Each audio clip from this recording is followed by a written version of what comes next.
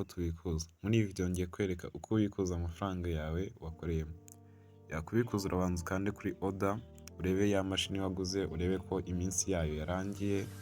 Nusanga yarangiye uhita ukanda hasi urasanga handitse spend rent. Yego uhakande ku buryo ubona akantu ka completed, ku buryo haba completed nko kubona kuri tableau yanjye hano habaye completed. Nihamara kuba completed uragaruka inyuma uza ukanda ahangaha handitse mine. Okay, numara gukanda kuri mine urasanga amafaranga yawe yamaze kugera kuri withdraw balance. Sasa icyo ugiye gukora ni ukubikuza. Kubikuza mbere y'uko ubikuza urabanza ukaza gushyiramo nomero n'amazina ubikurizaho.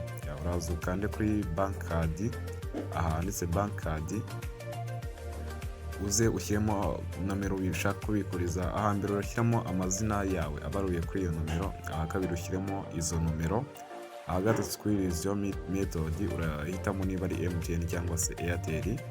Sasa uhita ukanda kuri confirm wamaze kubishyiramo neza. Numara gukanda kuri confirm urasubira inyuma uze ukanda ahangaha handitse withdraw. Okay, utegerezeho.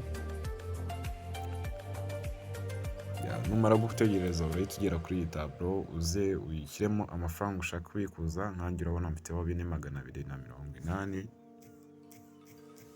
Okay, ubundi uhita ukanda kuri withdraw now. Urabona ko withdraw yabaye submitted. Utegereze hagati y'isaha imwe n'amasaha 28 amafaranga yawe yakoje kugeraho.